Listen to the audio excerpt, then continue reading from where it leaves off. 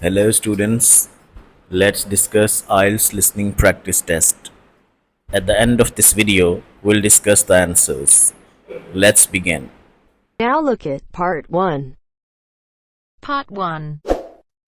You will hear a conversation between an assistant librarian and a woman who wants to use the internet in the library.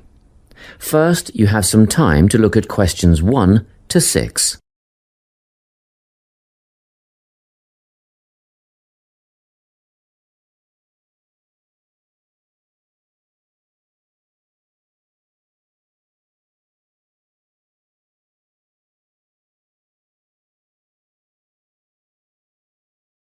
Now we shall begin. You should answer the questions as you listen, because you will not hear the recording a second time. Listen carefully and answer questions 1 to 6. Good morning. I'd like to register to use the internet in the library. Do you have a library card? Yes, I've been a member for 6 months, but I've never used the internet services before. No problem. Can I have your full name, please? Linda Jane Milton. So, Milton is your surname? Yes. And Linda, L-I-N-D-A? Well, no, actually, it's L-Y-N-D-A. Linda, Jane. And, Jane isn't spelt J-A-N-E either. It's J-A-Y-N-E. Okay, got that. Thank you. Now, where do you live, Linda? Unit 15, 35 Maximilian Way. That's in Whitfield, right? I have a cousin who lives in that area. Yes, Whitfield. And the postcode is 7755. Not quite. You've got it round the wrong way. It's 5577. Whoops. Okay, moving on now. Do you work or are you at home during the day? Well, both actually. I work as a nurse, but I'm on permanent night shift. Oh, I see. In that case, we won't put down your home phone number because I'm sure you don't want to be disturbed when you're trying to sleep. Thanks. I appreciate that. You can always leave a message on my mobile if you have to contact me. I have it turned off when I'm sleeping, but I regularly check my voicemail for messages. And that number is? 0412 214 418. Good. Now I'll need to see some form of photo ID. Have you got something with you? Yes, just a minute. Here's my swipe card for the hospital. Thank you. I just need to make a note of the number. AZ1985331. Is that all you need? Just one more thing, your date of birth. But I can get that from the card. One moment. Look, I'm afraid you haven't copied it down correctly. I was born on the 25th September 1975. What have I written? Oh yes, I see it now. I've got the 25th of the 8th month, but that would make it August. Thanks for spotting the mistake. Before you hear the rest of the conversation, you have some time to look at questions 7 to 10.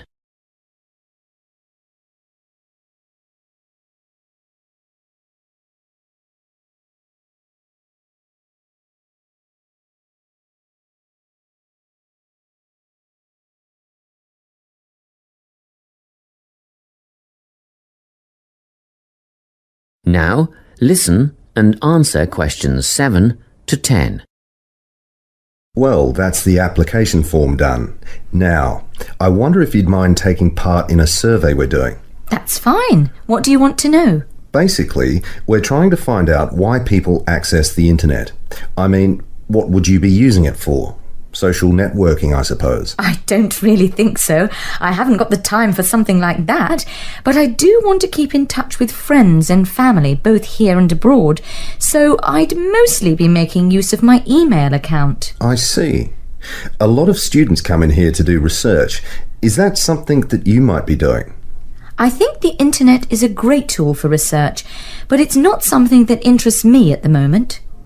What about checking out a new job? A lot of my friends use the internet for job hunting, and they say it's the best way to look for a new position. I'm quite settled where I am, though. You can get access to the other classifieds, can't you? Trade and exchange, that kind of thing? Yes, and I'm told it's a very popular way of buying and selling these days. Well, I'll definitely be using it for that. Thanks a lot. Now, do you have any questions? Is there a charge for the service? It used to be free, but we've decided to set a one-off payment of $15 for the initial registration. Oh, that's not bad at all. One more thing. Is there a time limit for each session, like half an hour or something? Oh, it's better than that. One 60-minute session per day. Quite generous, really, but we're very strict about it. I'd rarely spend more than 45 minutes on the internet at any one time, so that'll be more than enough. Thank you. That is the end of part 1. You now have half a minute to check your answers.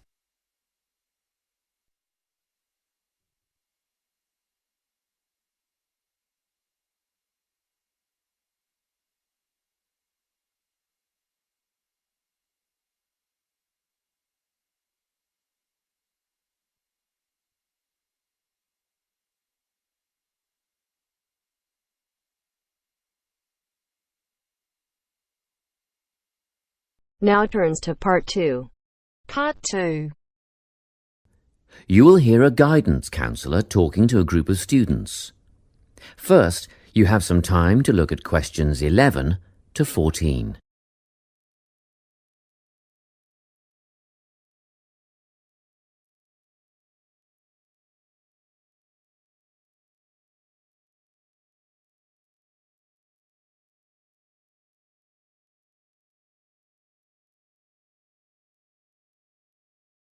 Listen carefully and answer questions 11 to 14.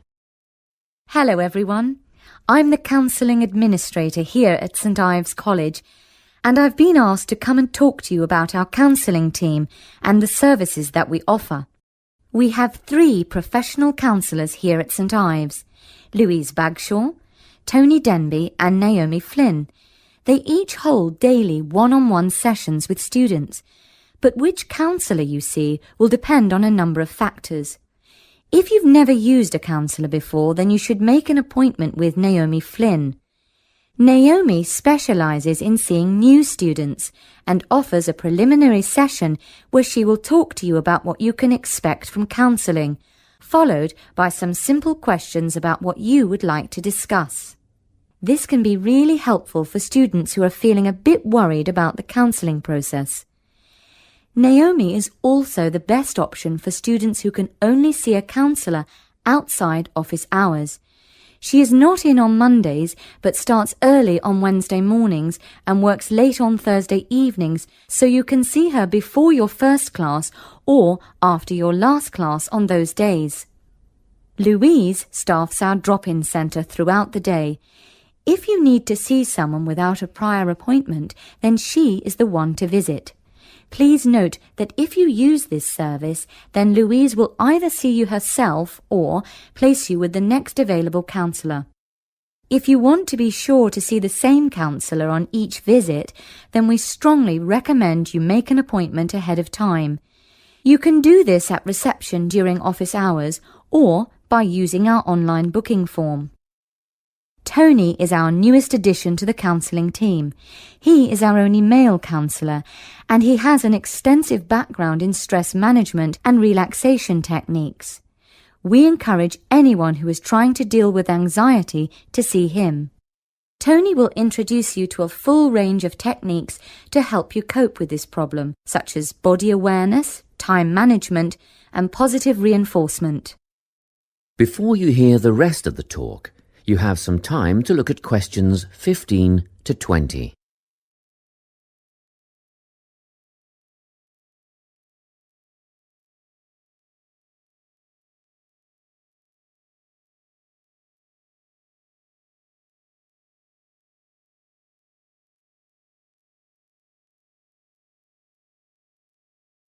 Now listen and answer questions 15 to 20.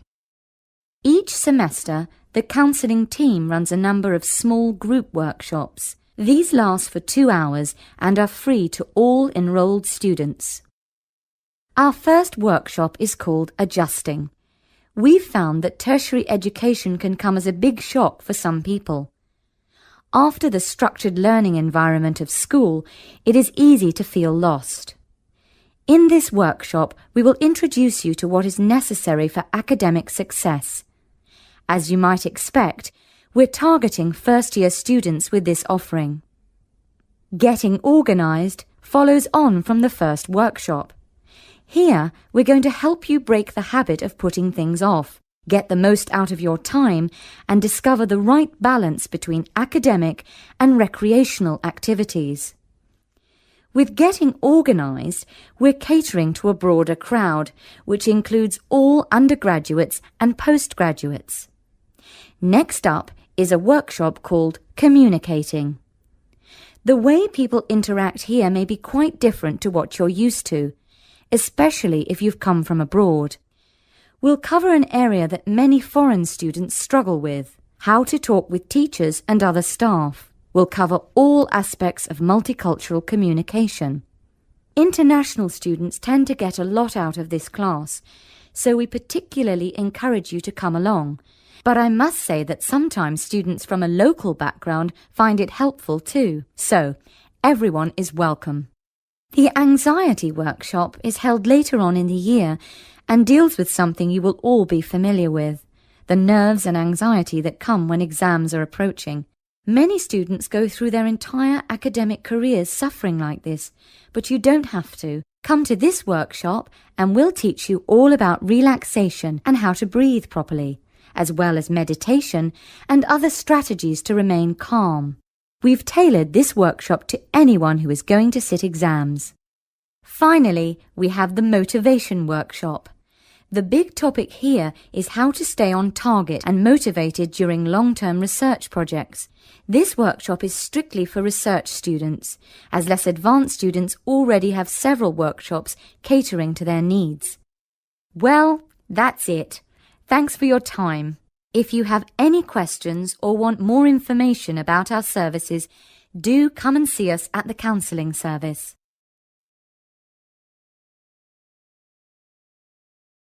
That is the end of part 2. You now have half a minute to check your answers.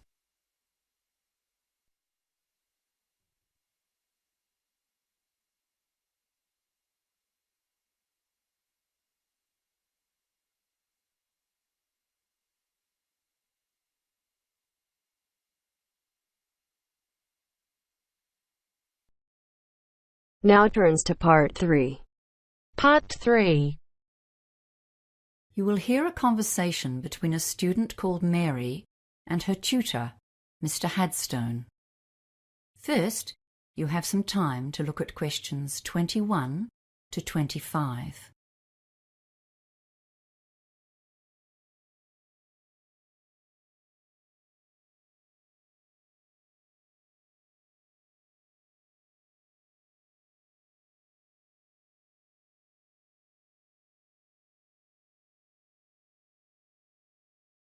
Now listen carefully and answer questions 21 to 25. Hello, Mr. Headstone. Is this the right time for our meeting? Yes, it is. Thanks for coming in at such a late hour, Mary. I know you've had a busy day studying and will be keen to get home. And thanks for volunteering to run this project. It's going to help you develop and practice skills needed by teachers today. Field trips are getting more and more a part of school life. So as a student of education, it'll be wonderful training for you. It's really a great opportunity. We did loads of field trips at school, so I've got a good idea of what sort of things we could do. I expect so. But we're here to go through the basics of planning one, and the trip leader carries a load of responsibility. Right now, you're focusing on activities, but your main job is to consider the dangers and come up with ways of countering or avoiding them.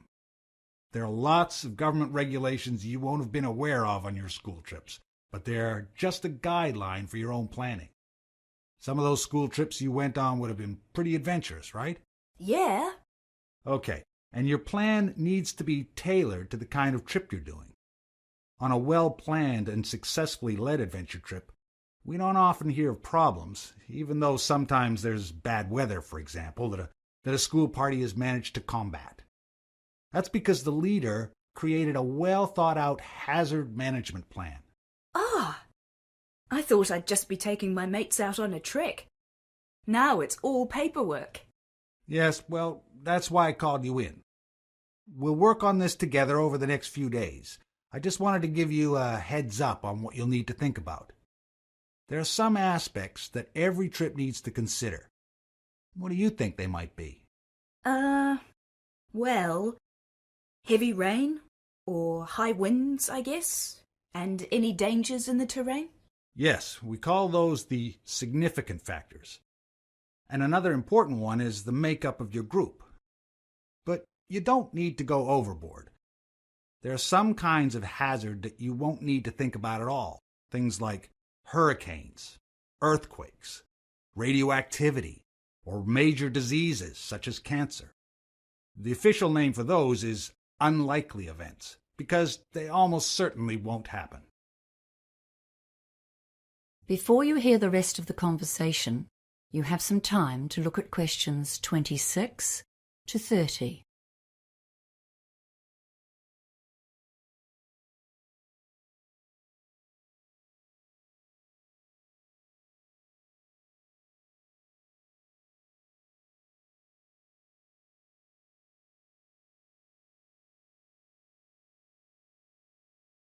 Now listen and answer questions 26 to 30. Okay, so let's consider the hazards seen as most likely on a field trip into the countryside. Weather causes real problems. Overexposure to the sun or the cold, even the wind, can have a big impact. And of course, the weather can change very suddenly and without warning. Yes, people can get into trouble in the hills if they don't bring extra layers of clothes and a jacket, even if they start walking on a hot day. Oh, and a raincoat too, of course. What's next then? Well, let's think about possible activities and what you might need. Yes, okay. Well, for hiking, of course, we need a first aid kit. Oh, and a decent topographic map of the area. And we need to make sure that more than one person can read it. I've run into lots of difficulties in the past with people who can't identify even major features, like rivers. And some people have no idea about contour lines. And I suppose a compass, too. You'd need to list those. Then there are things that might be obvious but must be written down and considered seriously. For example, if there's a possibility of falling more than 2.5 meters, that's considered life-threatening. And I'm sure you would be aware of problems near the sea, like tides or high waves. And the trouble you can get into where there's a possibility of an avalanche or a mudslide or a flash flood if you're anywhere near rivers. Yes. Well, I was thinking of an adventurous route for this trip. You know, that's always more fun. And it's such a cool feeling when you've achieved something really difficult. Yes, okay, but then you need to consider who's going to be in your party. Don't go and plan things that are beyond the reach of most people, or you're asking for trouble. You need to take into account the physical strength and experience of the party as a whole. When you make your groups, make sure there's at least one person in each one who's been hiking a few times before. Wow! There's a lot to write down, isn't there? I'm really keen to get started now. Well, good, because there's a lot more detail to consider. For now, I'll just mention 2 more of the common hazards for high school trips in particular. Yes? The Ministry of Education website says don't use inexperienced volunteers. And don't allow student drivers to bring their own cars, or to drive anyone else's car for that matter. Well, now I really have something to think about. Thanks, Mr. Headstone.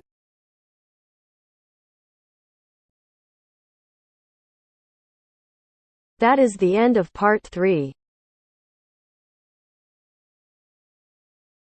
You now have half a minute to check your answers.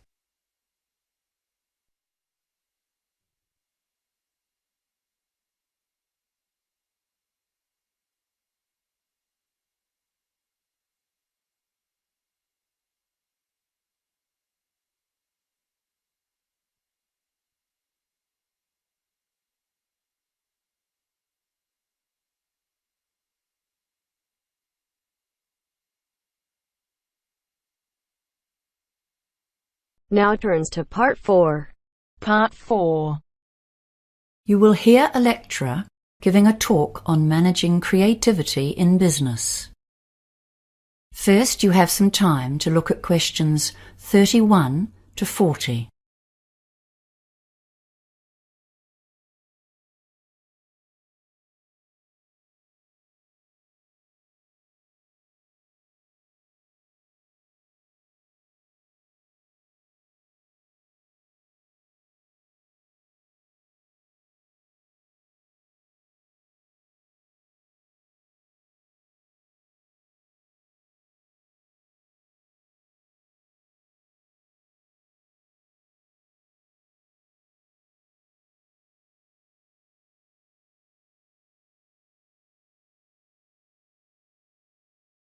Now listen carefully and answer questions 31 to 40. Hello, everyone. The topic of today's management lecture is managing creativity in your business. And believe me, this is one of the toughest tasks that any manager has to face. How do you lead and control the staff whose job it is to create new business and product ideas for you? They are the ones full of creativity and imagination, so they need to have a lot of freedom. After all, they are the people who are paid to come up with new ideas. Controlling staff who are at the forefront of innovation will be one of your most challenging tasks. After all, creativity implies freedom of thought and action.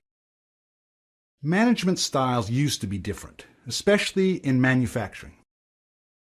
In the factory, staff would be told what to do and how to do it, with a watchful eye kept on them. In that setting, standardization was important for efficiency and product quality. Work could be exceptionally boring, and there was no place for individuality. Now, of course, robots have taken over many of the exacting repetitive tasks. Nowadays, we employ far more people to generate business than to manufacture products. It's very competitive out there. Innovation. That's what our modern consumer craves. Successful companies have got the message. We need lots of new ideas. And now we employ bright young minds to come up with them. However, these ideas have to be implemented to make a change to our profits. So we have to find staff with entrepreneurial flair and be ready to listen to them and support them to follow through on their ideas. We need to supervise without stemming the flow of ideas or sending the brightest minds to work for the opposition.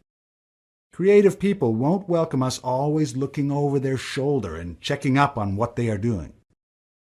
One of the most common ways that management handles this problem of keeping people working along company lines is by establishing achievement targets, like money earned, products developed, or clients gained. These targets are a useful guideline, but they have a downside. Young, enthusiastic staff will be very keen to meet these targets, and some of them might potentially use illegal means or behave unethically in order to meet requirements. For example, by offering bribes to gain sales, or making their sales numbers or earnings look higher than they are, or even threatening or criticizing other staff to get a job completed. Achievement targets are often linked directly to performance bonuses, and this can make a bad situation worse. So as you can see, the standard management techniques can create inherent problems both for the individual and for the company. More recent theorists suggest new tactics for managers. Robert Simons, writing in the Harvard Business Review, has added some new concepts to the thorny problem of encouraging creativity while maintaining a viable business. He suggests 3 control levers to assist in getting positive creative contributions from the workforce. Remember, this is the point. We want creativity, wild, vibrant creativity to compete in the marketplace. Yet we must be careful to keep people on track, sticking to our core business and maintaining the company's reputation. The first of his levers is getting the workers actively involved in the central ethos of the business. One of the most common ways to do this is to create a mission statement. But along with that, many businesses have some kind of motto, which summarizes their key idea. For example, the most durable tools in the world, or perhaps the customer comes first. Whatever it is, you'll want your bright minds to believe it and act on it. So Robert Simons suggests that it should be developed with staff input, letting them feel like part of the operation. After all, their jobs depend on it. A second lever was once described by Charles Christensen, professor at Harvard Business School, as the power of negative thinking. You can't continually instruct your creative minds on what they should do. They are meant to be inventing, leading, not following, and telling them what to do is counterproductive. But you can tell them what not to do, which potential products are not related to the company's objectives, or which strategies or behaviors are unacceptable. This is a tactical ploy to maintain the company's integrity. It's absolutely vital to establish boundaries to assist in controlling innovation without suppressing it. The third lever is basically sitting down with your crew to share ideas about the business. As manager, your duty is to stay abreast of the external factors such as who's competing in your market, how well is the company doing this month, and are you losing or gaining money? Is there some new product seducing your customers? This lever is called interactive control. This means you talk to your innovators and communicate honestly and clearly about your perceptions of what's happening in the market. You encourage them to share their ideas and make plans together for the future. That is the end of part 4.